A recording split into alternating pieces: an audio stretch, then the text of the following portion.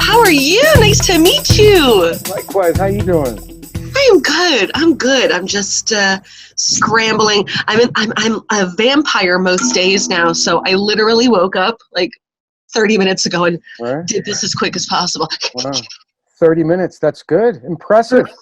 Thanks. Yeah, Thanks. yeah. From dead asleep to like half coiffed. That's how I Right? do.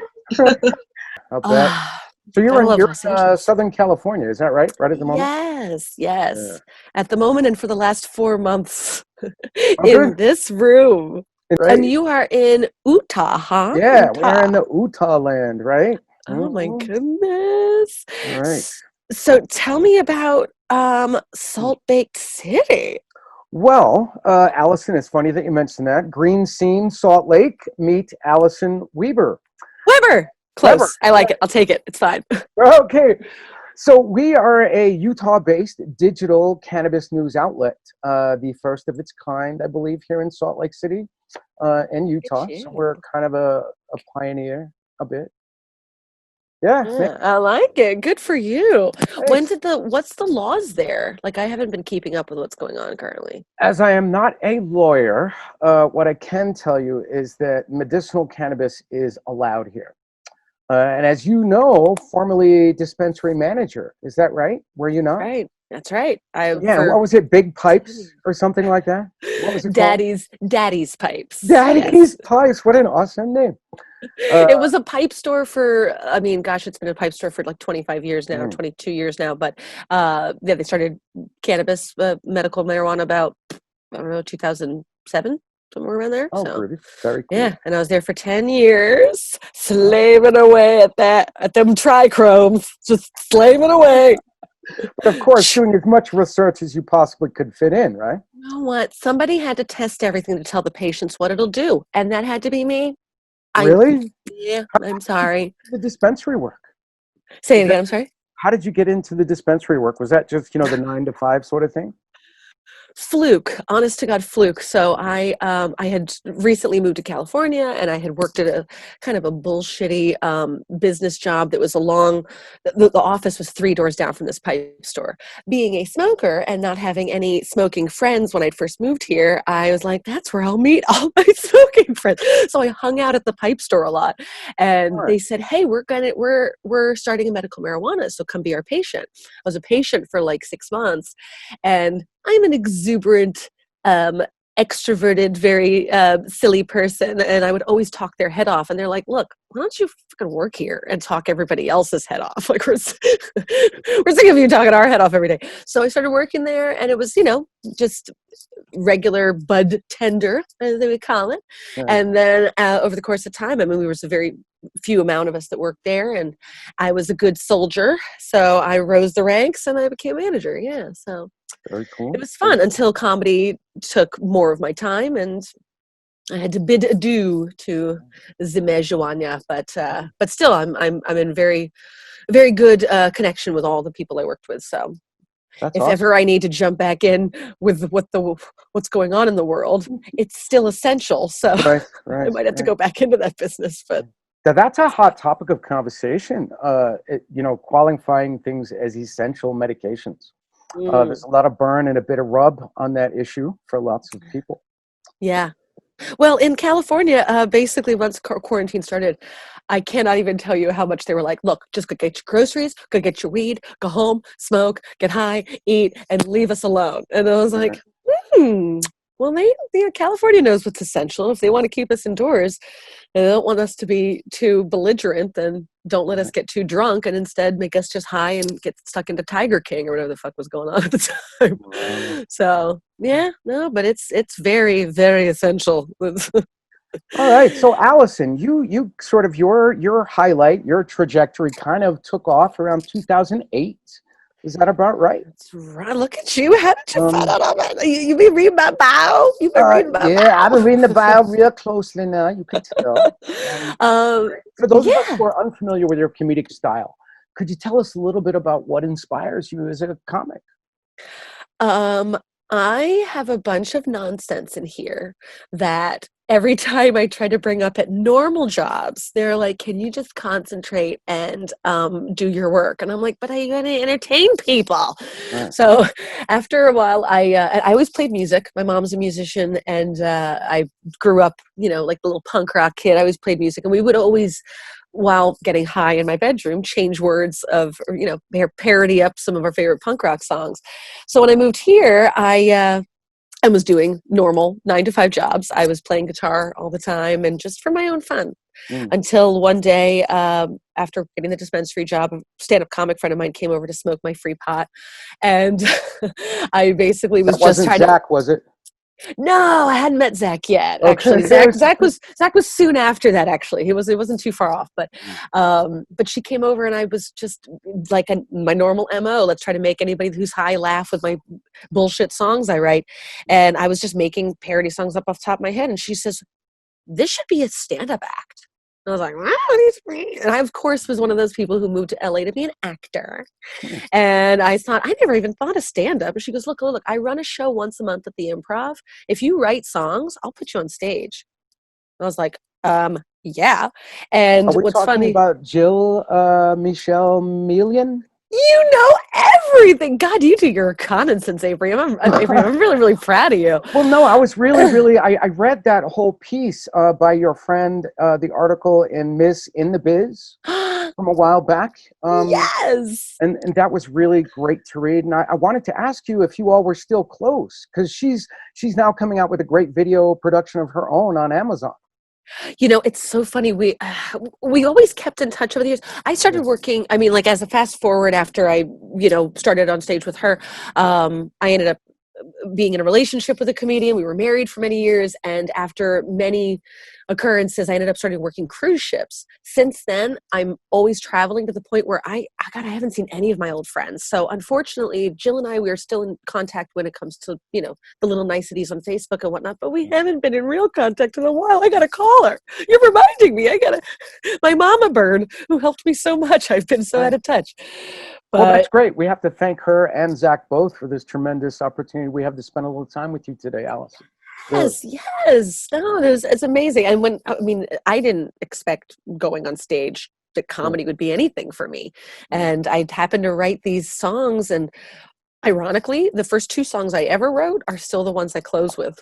They're still the ones that everybody likes the most. So it's like, Are you gonna close with those today when we finish up? I mean, if you'd like. Yeah, I think that'd If be you'd pretty like. cool, actually. It'd be They're awesome. disgusting, so I hope your listeners don't mind, something a Are you little kidding? Are you kidding? risque. Now, what do you think, a conservative culture does to pass the time during COVID? A conservative culture probably closes the doors so the other Mormons around won't see them listening to blowjob songs. Maybe, Um, maybe they'll be making songs with their blowjobs. It'll be like horn music, a whole different genre of horn music. I don't know. oh my God. If that dick could talk. Really, really. Now there is some humor. Do you do jokes like that where the two apparatus get together and have conversations? You know what I mean? You know what? Oh, I haven't had both of my apparatuses have any conversations Well, I mean the recently. whole medley. I mean, all of them. Just throw them in a salad and have a conversation. See what happens.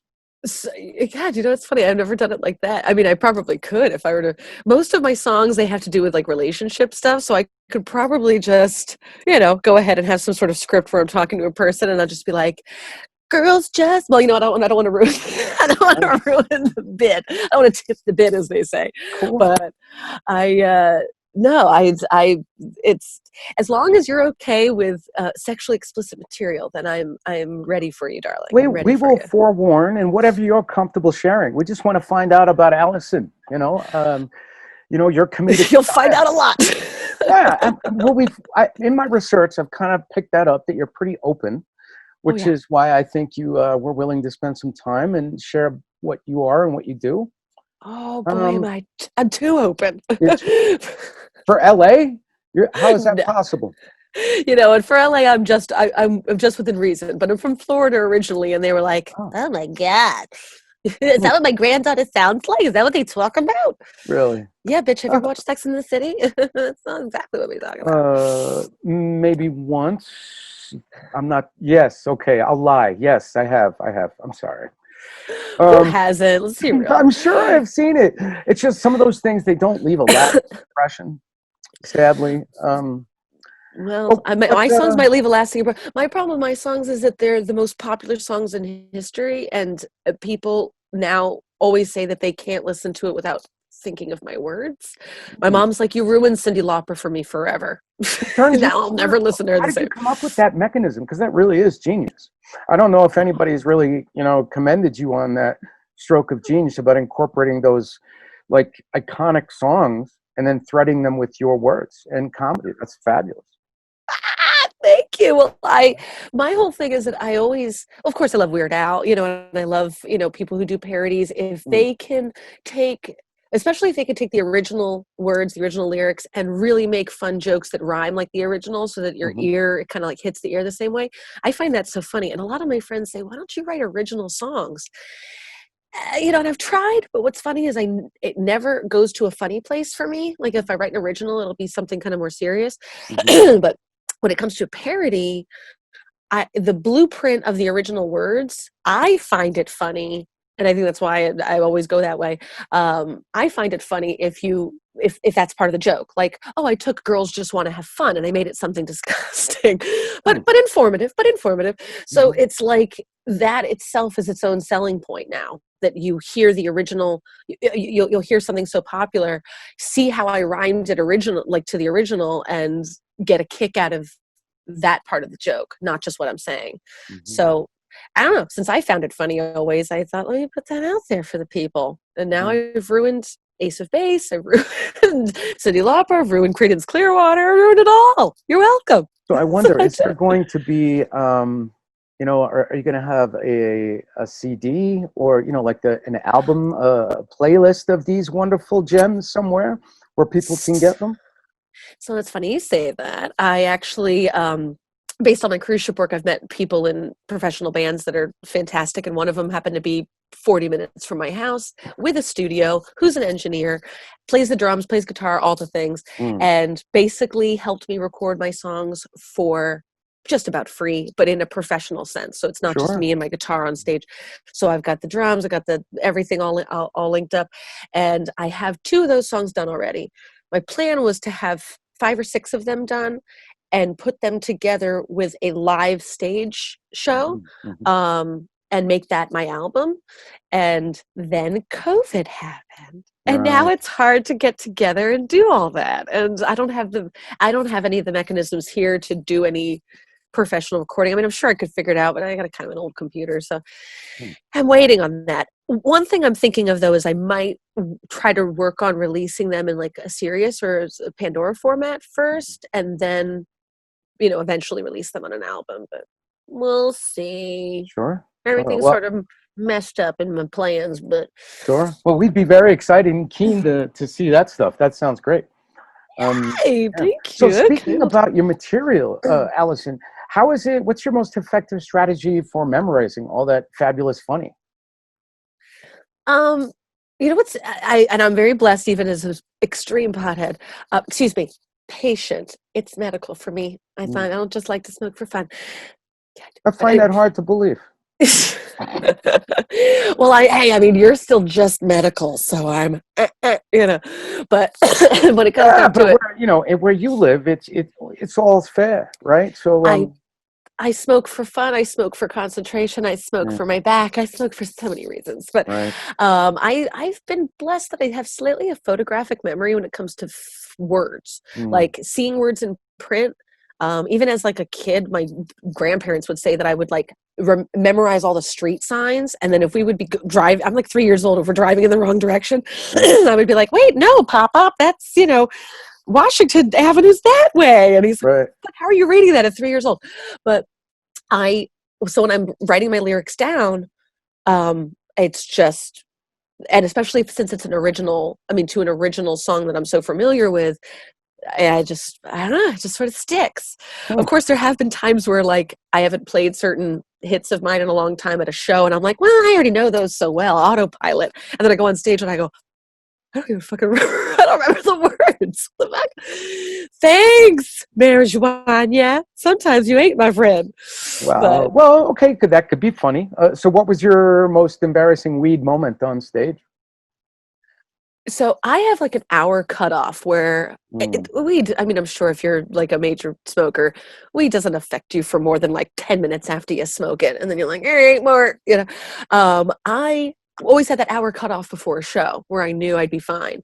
And one time I did a show where the theme was specifically to be high on stage. And they Mm. smoked me out like 3 seconds before I got on stage. So it all hit at that moment. And I'm Right. standing there and I'm like, and I mean, luckily I got the guitar, so if I don't know what to say, I could kind of just, go to autopilot. But Right. it was one of these moments where I'm like, okay, yeah. I might not like be able to handle my weed, but maybe just give myself like a half hour to an hour. But yeah, I stood there like a fucking deer in headlights and then just strummed my guitar very badly. Hmm. And forgot how to play half of it, but that's comedy. Right. Right. Right. Okay, so that spells out comedy for you. That's awesome to know. Why not? Making an ass of yourself Yeah. always is funny. So if I could stand there and just utter out some nonsense like I'm trying to do now. I mean, I'm half asleep, but I'm trying. Let's see if it's working right now. Do you practice in the shower? Any place in particular at home that you like to, practice out? You know what's funny is I don't necessarily practice as much as I should. Once I like get like I like okay, so like I haven't written a new like song that I would do on stage that's not for cruises. Like I write a lot of cruise songs, and Mm. that I will have to practice because it's if it's not something where I'm knowing that I'm going to perform it, for I don't know, like if I'm stilted to know that I have to kind of like impress a certain way, then I'm sort of like nervous. I got to practice, so I practice the cruise songs a lot. But if it's my regular songs, and I'm like, I'm gonna do my dick jokes for people. I'm not gonna care. Like it's Mm. that's I don't tend to. What? I don't No know. dick on cruises? What's going on? What? So I can only little dick. I mean, well, Oh, no, I mean, right, I right. can only have little dick energy, only little dick energy, because it's maybe out of 14 shows in the week, there's only maybe about 4 that would be able to be late night Oh. material. And even at that point, I can't do certain things because, some people, when they think of late night material, they think that I might say fuck or shit once. And I'm like, who wants to suck a dick? And they're like, I'm 90 years old. I don't even remember what dicks look like. Oh my gosh. So So how do audiences differ at sea and at home? Because I know you spent time in Bahrain, right? you're so good. So I mean, okay, so military audiences, like when I went to Bahrain and went to did all over Middle East and whatnot, they are so just chomping at the bit for any entertainment and Mm. anything that feels like home. So those, and I mean, we are supposed to be somewhat, cleanish Hmm. because Hmm. some generals aren't too happy with that's being too explicit, because these people don't need to hear about sex. I don't know, because they're trapped and you're keeping them fighting for our country. Can't give them a Mm. dick joke, but they, for the most part, tend to like crave that. Cruise ships, they tend to crave like I'm with my family, I'm with, whatever older situation, couple or group or something like that, and they want something. They're not paying for the show, Mm. so that idea of like, well, they came to a comedy club, they better just be ready for it. No, they bought a cruise and you're part of the entertainment for the cruise. And so therefore you need to stay within the boundaries of this is my vacation. So don't offend me. You definitely can't talk politics. You definitely can't talk religion. Nothing with race, nothing with anything. I mean, if you are that race, you can make some little jokes. Black guys make plenty of black guy jokes, but Sure. you can't Jews. I make Jew jokes, but nothing that would be putting another person down. It has to just Mm. be like a self-deprecation situation. Sure. Which So is really not that yeah. great for comedy anyway, in my personal opinion. The best Um, thing is to just tease the cruise. Like that's it. Like mm. like like they're in that moment. They're not they specifically got away from real life, so they Right. want to be part of the cruise life. So you just tease, the buffet. Like I got a I got a real it's the hit for the cruise, and it's basically Jimmy, it's a sweet Caroline, Neil Diamond. And it's about the free buffet line, buffet. I just want to get more food, more food. That food always tastes so good, so good. Warm. The plates are warm, so I reach out, grab one for me, one for you, and the free buffet. Oh God, it's garbage. Like it hurts my soul to sing it because I know it's so cheesy, but they love it. And I actually get them to the point where I get them to scream buffet, like buffet, and then they're Oh my leaving gosh. singing it. They see me at the buffet and they scream it at me, and the kids sing it. And by the end of the week, they're all learning all the words, and it's adorable, but Right. real Did soul crushing. were you able to capture any of that? Did they record you? What was it? The Norwegian cruise line, right? Yeah, no, well, I mean, they haven't physically recorded me because they have precursors where they say, they don't want to, like, if I choose to do it, then that's one thing, and then I'm doing it for my own promotion, but Right. they're not going to record. If they were to record anything, then it would be like their property, and then I wouldn't be able to, I don't know, do anything about that. But when it comes to comedy, that's not what they're advertising. They're taping their production shows and whatnot, like their big cast shows and whatnot. So yeah, luckily, because if they recorded and sent it to their corporate, they'd be like, too many dick jokes out of this one. I have a question for you. Have you ever caught yourself singing instead of saying a line on stage? Does that ever happen? I'm just curious. But like by accident? Yeah, you're in the middle and it's like speaking a different language, right? But one moment you're song, one moment you're verbal. Have you ever had a disconnect on stage between the two of those?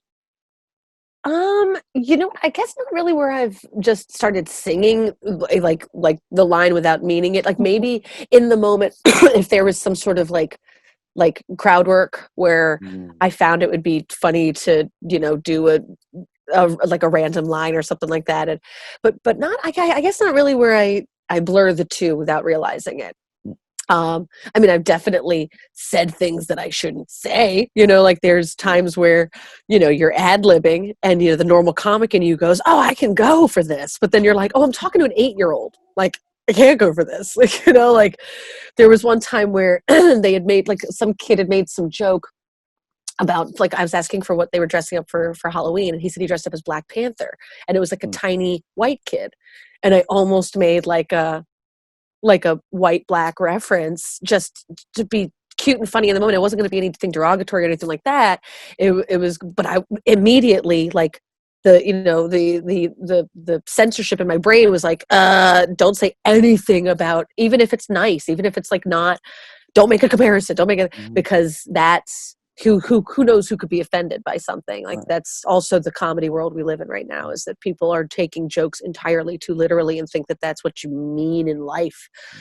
Oh, I make a reference that a white kid dressed as Black Panther, and it's like, you're against African Americans. No, I'm just making, I don't know, making a reference. Who cares? I think that's really smart of you, Allison. When you encounter a situation where there might be a potential misunderstanding of any kind between people, hurtful or otherwise, you're just like, you know what? I'm just going to keep mum and let it ride. It de-escalates any potential madness, right? If you don't know, keep your mouth shut. Exactly. Right? And that's another thing. Like, I'm not the kind of comic ever who wants to get into politics, who wants to get, sure, I have my opinions about everything, but that is not the comic. And we always say, like, like, be true to yourself. But I feel that the true to my character, which isn't a fake character, it's who I am, but my stage persona is the like light and love, and I just want to talk about things that make people happy, and sex is always something that's funny and makes people happy, but I don't get into politics, I don't get into religion, I don't get into any of that, and I have plenty of opinions about all of it, but it's not who I am as a comic. We can let the Bill Burrs talk about, and then the Dave Chappelles talk about that's their character. They get into the nitty gritty. They like to complain or like to, stir the pot or whatnot. I mean, stir the pot's the wrong word, but like they like to go for the jugular about things that people are thinking about or whatever. I'm just like, how can I make people smile? Like, that's who I've always been. And so I keep it real. Is there anything that you won't, any social phenomenon or what have you that is completely taboo for you? Stuff that you absolutely won't talk about on stage? I mean, just anything, to honestly anything that could create division, like any divisive topic. So I don't want to talk about pro-life, pro-choice. I don't want to talk about pro-guns, anti-gun. Like, I don't want to talk about anything that has two very different opposing viewpoints, regardless that I have my opinions about it, because that's not who, if you're going to come to Allison Weber's comedy show, you're not, you know that you're not going to, be subject to anything that's going to cause you to question your own thoughts. Like, and then you say, well, what's the point of you doing comedy if you're not going to try to make a difference with it? But that's not who my character is. That's just not that I there's plenty of, if that's your style of comedy, there are plenty of comics that do that. Go find them. But I'm not here to create, and then another thing, like with everything that's going on right now, I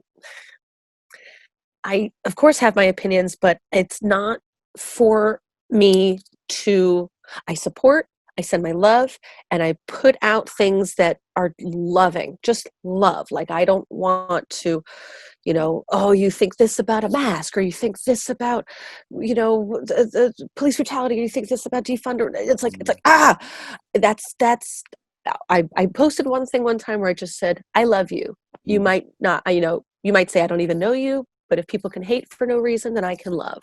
That's Oh, my love for opinion. yeah. That's That's my cool. opinion.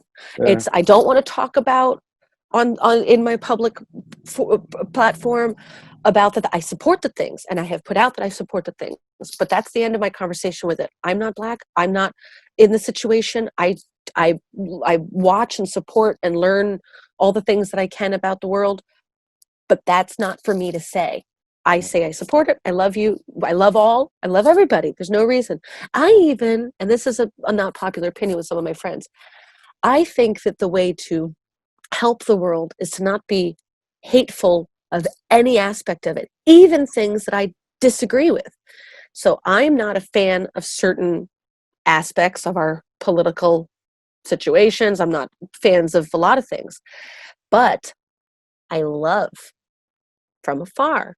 I don't support, but I send love, because the way that I look at it is that hurt people are the ones who hurt people. So if we disagree with the way that things are being run, with the way that things are potentially being run, then we need to recognize that if we go, why do they not think of us in a good light? Like, why are they making us do this? Well, you hate them just as much as they hate you. So maybe that's what's not working. So maybe if Okay. we just go, I love this politician, not because I actually enjoy what he or she is saying or doing, or I support any of it, but I love them from afar, give them love, and I'm going to go think this way.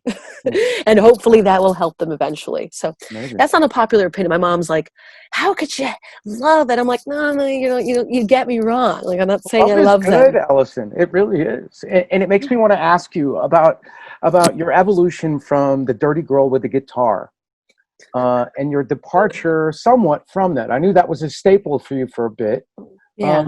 So how is your comedy evolving, and in what direction is it going now? Well, so what's funny is that, like, of course, when you're first starting out in comedy, you want you want to be memorable, and you want to make sure people, if you give out business cards at the end of a show, you should see how many of them are on the freaking ground. Like, nobody gives a shit. So you want something that's just going to, like, stick in the brain. And so many people would say to me, like, oh, you're that dirty girl with the guitar. Like, if they would have seen a show of mine, and I went, oh, dirty guitar girl, that kind of works. And then if they can't spell Allison, or they, don't know Weber, whatever, then it's dirty guitar girl. And there you go. But as time went on, I thought, I'm pigeonholing myself. Like, that makes it seem like that's all I do is guitar, because it's not true. Most of my set is like a song to start, lots of talking, a few songs in the middle, lots of talking, and then it close with a few songs. Like, I don't beat them to death with the music. So I thought, well, maybe I shouldn't be plugging, like, that could be one avenue of, like, oh, hey, if you're a person who wants the very raunchy music or whatever, then you would want the dirty guitar girl. But I'm also, Allison Weber, that just does buffet jokes and water slide bits on cruise ships. But it's not so much that I'm a full departure from it. It's just that that's, I guess, one part of my comedy, and I wanted to make it kind of like advertisement wise. Hey, the dirty guitar girl. And then people assume though that maybe all that I play are dirty songs on the guitar, and that's not true either. So I'm also 11 years in, so I'm evolving like we are. They always say that you evolve in comedy, that like it takes 7 years to find your voice. It takes like 10 or 11 to like really now with your voice be like the comic voice that you're supposed to be. And so I just got there apparently in the timeline.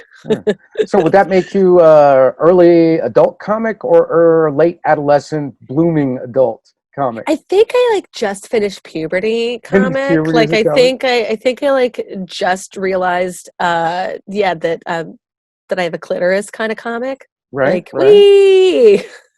Well, This is how I'm gonna do. This is how I'm gonna do forever. Now I found a clitoris. Now I can actually be a human. Now I can well, actually be. what an endless potential for dialogue there, right? I mean, wow, mind blowing, right? Indeed, indeed. Oh my gosh! But yeah, that's where I'm at. I'm still. Look, you never stop learning. From what I hear, the Robert De Niro's and the Dustin Hoffmans of the world are still taking acting classes. Like I'm still trying to pick up on. I didn't mean to become a comic. Like I said, my friend Jill, she just threw me on stage, and I only had songs in the beginning. I didn't even have in between talking bits. So it took a while to grow into that, and it with help with my ex-husband Flip Schultz. So thank you, Flip. Jill's not the only one who did. Flip was a big influence on me. So yeah, I saw some of that. It's highly talented individual in his own right. Yeah. Oh, absolutely. No, he's one of the top tier. But yeah, we had a lot of fun years, and we're still best friends. So it's all good. Everything's fine. So. Superb. Always glad to hear that people are friends. I'd rather hear about that. Yeah. Well, when you do 10 years and there was no major reason, it was just like we've sort of grown into different people over time, and certain aspects of the partnership weren't working as well as the friendship. So, what are we going to stick around for another 10 years to hope it gets, just we're very good friends. Let's hold on to the friendship. So right. Do you still utilize each other's creative talents to refine your performance?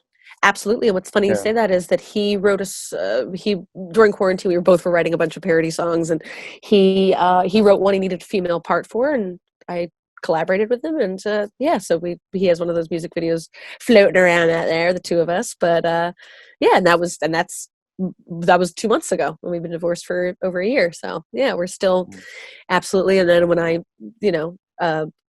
have shows or anything that I can refer him to, and vice versa. And he says you want to refer him to, he smokes pot too, so help him out. Good. Yeah, help that brother out. All right, sounds great. How did you meet Zach? Oh, sorry. No, it's quite okay. No one has actually yet asked me how I met Zach. I met him through our publisher, Cole Fulmer. He and Zach are friends through connections in California. Cool. Yeah, we are partnering up and doing lots of collaboration. We should talk about that. Yes. Love but all yeah, of it. all of this has been choreographed through our great and mutual friend and tremendous talent, Zach Dog Miller. Love him. He's my home skillet. Yeah, he really is a skillet kind of guy, I bet. We're going to have to ask him about that. What do you like to put in that skillet? Right? My home skillet dabbing out. Just yabba dabba do. Do you use a dab pen? I do. And that's like, especially when it comes to traveling, that's like the easiest way to. Right. Which one do you use? If you don't mind me asking, I'm curious. So, I mean, a few different kinds. My favorite, and I haven't seen them too much recently, but I used to love Honey Vape. I don't know if you ever heard of Honey Vape. They were kind of one of the earliest ones.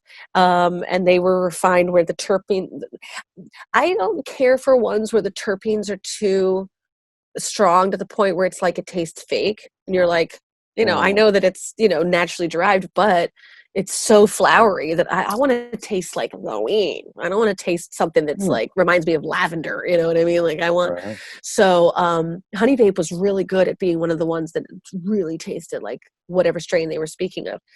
And that's the thing. Being in the industry, I'm very knowledgeable. Like you give me a strain, and I will smell. I will, from smell I know what it is, and from taste I know what it is. You should offer to do strain reviews for us. Oh, I would love to. I would love to. But it's so funny. It's like I have friends from like, from states that are now medically legal or recreationally legal. And they're like, oh, girl, like, you got to try my Blue Dream. And then I'm like, okay, that's a standard one. Let me see what you got. And then it literally smells like Jack Herrera. And I'm like, that's not Blue Dream, right? That's Jack. Right. And then I taste it. I'm like, yeah, 100%. Like Wow. there were people that used to come to me in my dispensary and I would suggest for them, and that was part of what I think my specialty was, is that if you had a certain feeling that you wanted or a certain chemical, imbalance within yourself, I knew what strain would help you. And one person, Blue Dream is sort of like a very almost down the line, most people can feel a good effect from it. And so a friend of mine that needed concentration help and something that wasn't going to be too debilitating, I said, Blue Dream. They go, I've tried Blue Dream. I don't like it. I go, you've tried Blue Dream? From here? And they go, no, from another place. And I said, well, there's what you got to be aware of is some people go, Blue Dream is such a popular name. And I've grown this bullshit strain out in the back of my freaking yard. So let's sell this with the name Blue Dream and then people will buy it. And it was like, you have not had Blue Dream because, or necessarily had Blue Dream because people got real excited when it started booming over here. They named everything Sour Diesel, Blue Dream, OG Kush. And I'm like, they're not the strains. Like I could smell them. They have distinct smell profiles. Do you have a favorite strain, Allison? Oh, for different Off the times top of of your different head, days. yeah. Different times of different days. I love OGs, of course. I love a solid cookies. It's got to be, a good, like some of these mixies where they're getting gelato-y and wedding cake. I love them. But the standard, original, real Girl Scout cookies, yum, yum. I love a good Bubba. And I haven't seen a good Bubba in a while. They've mixed the Bubbas so much. We used to have an Afghan Bubba cross that we would call Candy Kush here. It was no matter what, every person's favorite. It didn't matter. Like it was the perfect party. It was the perfect relax. It was like I would call it a chameleon because whatever mood you were in, it would follow that mood. You were tired, it would help you sleep. You were up, it would help you focus. It was amazing. But, and then of course I love everything in the Sour Diesel profile for the most part. I love a good Gorilla Glue, a Chem Dog. I love like everything within that family. And then, look, I wouldn't kick a Blue Dream out of bed. Sure. Not a Jack. I mean, I'll smoke it, but Jack and me are never really. We're all right, I'm already a hyper person, so it's not. Now, green crack will. Most people will be up from it. I will take a fucking nap like that. I used to tell people, it's like with the Ritalin idea, that if you are a hyperactive person and you do something that's a hyperactive thing, you more than likely are going to be brought down. Same with certain sativa profiles and people's hyperactiveness, so a green crack for me specifically was like the counteraction. Everybody would be like, like clean the house, and I'd be like, fucking way here. So yeah, I got a lot of favorites, but top tiers are always within the indica and indica dominant hybrid profile, just because I have a back problem. So the 3 discs, right? Abraham, like, I am so fucking proud of you. Like, everything you needed to know. Like, yeah. I have a weird, like, degenerating disc disorder where I sneeze and cough out my discs. Wow. Just by sneezing or coughing. Like, so I have to, like, if I'm going to sneeze, I have to, like, kind of, like, brace myself. It's real. Yeah, real. I got a solid 78-year-old carriage going on here with my Well, I was 30-something curious brain. because, medicinal cannabis, the science behind that now is really just beginning to take off. And I'm very excited about that. How about you? Oh my God. And that's the other thing. For so long being involved in this, I was learning things like the endocannabinoid system. I don't know if you're familiar with that, but the idea that just the fact that we have been depriving our natural receptors that crave, like you would crave any vitamin. You would crave vitamin D and vitamin C. Your body needs cannabis. Now, it doesn't mean you need the psychoactive properties in it, but a solid CBD elixir, like you look at the turn of the century, indica elixirs and sativa elixirs were in apothecaries because it was like a normal, like, body aid. So you think about the fact that we have so much electromagnetic technology now. So that cancers are rampant. And then you've got, since the 30s, we've been deprived of a natural vitamin that helps our immune system and helps us function. And that's why when people are like, oh my God, cannabis is curing cancer, cannabis is just helping your body do what your body needs to do because it's a fucking vitamin. Yeah. So it's like that was so taboo to talk about 10 years ago, where people were like, "Wah, weed is bad for you, or weed is a drug." Blah, blah, blah. Well, weed is a medicine. Weed is a vitamin. And so the fact that now the country is getting on board with these ideas, like, I'm so happy. One thing, just because I feel I can tell you about one thing that I was worried about when it became recreationally legal is the fact that government would get their hands on trying to control it and make sure that things like, of course, smoking in any facet isn't good for us. But if you like to smoke like I do, wouldn't it be great to take one hit of pot that does the same work at what you would need to smoke an entire bowl for? That's what we want. We just want the high. We want that medicinal feeling. If you only have to inhale smoke one time, that's fantastic. But if you have to do it over and over and over and over and over again, and that is where I'm afraid that they will water down. Like, once it becomes like Philip Morris owns it, and they patent names and all this kind of stuff, which I've been hearing they've already done. Right. Then they are going to put out a weaker product. They're going to charge you more for, and you're going to keep buying more and more and more of it to satiate the same thing that you would get buying 10 years ago from our private, caregiving cannabis growers that care about it and that want to make sure that trichromes are perfect and that it's cured well, and all of that. That time and effort, I don't feel like is going to be put in. It's going to be overproduced. It's going to be just like tobacco, and you'd have to go to like a specialized tobacco store to get like the high quality. And then if we really want good cannabis, we're paying $100 an eighth for it or something like that. Like this was fears of mine. Luckily, it doesn't seem to be necessarily going down that path, but I don't know. Well, You know what I let's hope not. mean? Like, time will tell. Time will That's why I think tell. we need to be in power of it as much as possible. And we'll see. We'll see. All right. Well, hey, You Allison. really set me off on a solid tangent. Sorry about that, sir. No, I'm absolutely happy to. We'll eat that up. I'll be happy to air that and share it with our green scene here in Salt Lake and the world. Yay! Good. Okay, and on good. that note, Allison, would you please take us home with a selection from your repertoire? Sure. Now, this is where I'm thinking, should I do something about weed, or should I do something about sex, or should I could do anything. Or if you have time, I could do more than one. I could do whatever you like. My thought is, since we're making your introduction to our green scene here in Salt Lake in Utah, why don't we make it green? Let's do it. 100%. Oh, let's see if I can remember how to play. It's been a long time since I played. Okay, well, this is a cannabis. Can you hear the guitar if I'm playing the guitar? Oh, most delightfully, yes, I can. Okay. Now, no, I have not played this song in an incredibly long time, so let's see if I remember it. But It's a medley, my cannabis medley. Basically, I just took all of our favorite songs and all of their choruses and made it about pot. So let's start with Pat Benatar. Can I hit some of your best pot? I want to smoke some of your best pot. Please, can I hit some of your best pot? 'Cause I want to get blazed. What about Patsy Cline? Lazy.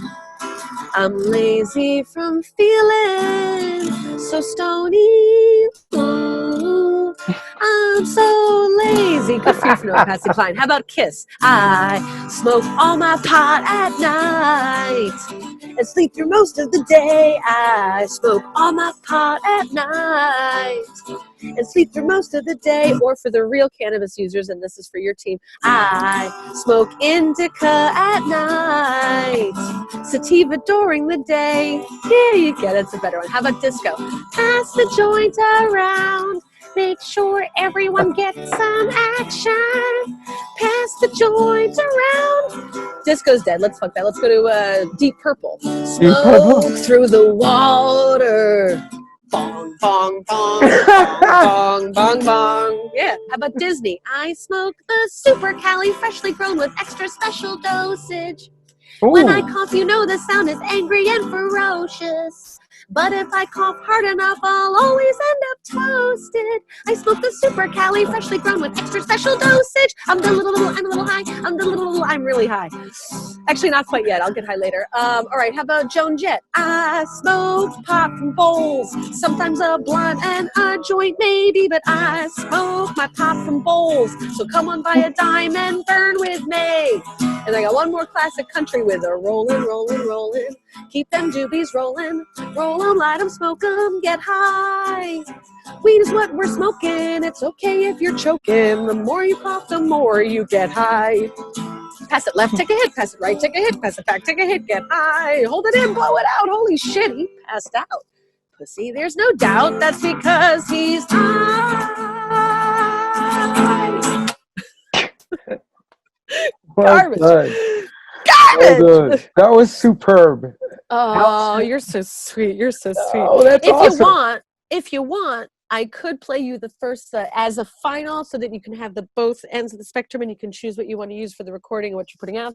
Ooh. I can play for you my most popular, well, there's two popular, but I could play the first song I ever wrote that is still my closer to this day, if you want it. Only if you love it. I wrote it because I knew I'd always have to sing it, and it's one of the only songs that I wouldn't mind singing over. Oh, absolutely. Yeah, bring it. Well, this is so your listeners will know that I don't just make cheesy weed songs, that I can also impart my wisdom. And my wisdom is to teach the fellas about something that's very embarrassing for us ladies and let them know it's all okay. Excellent. Doggy style is a way that women have to do with care. If you do it too rough, you'll push air up there when he flips you over and proceeds to go on down south. Ooh, ooh, ooh. He better watch his mouth. I queefed in his eye. I thought that I would die. Queefed in his eye. That's what can happen with too much booty tapping. Queefed in his eye. My vag let out a sigh. Queefed in his eye. I swear that it came out the front from shoving air up inside my cunt. But keep going, don't be a punk. I am made of garbage. Aren't we all? Come on now. I don't say, why would you say that's garbage? Say maybe, yeah, I'm going to pause the recording here, all right? Well, everyone here at Salt Lake City is so very delighted and grateful you spent some time with us. Thank you, Allison.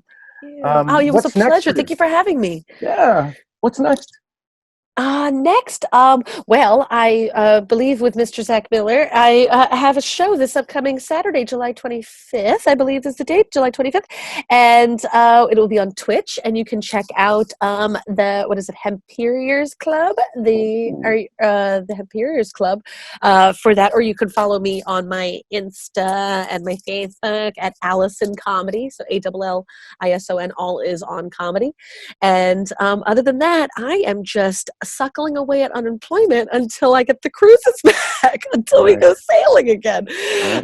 So other than that, I'm just Zoom showing and writing more dick jokes. Excellent. Well, we can't wait to see more of your dick, honestly. It's a that'll big be one. Fabulous. Thank you. Yeah. Have a wonderful time, Allison. So much. Thank you so much, Amber, for having me. And I would love to be involved in anything in the future, so keep me in mind. We certainly will. Absolutely. Yeah, totally. I love it.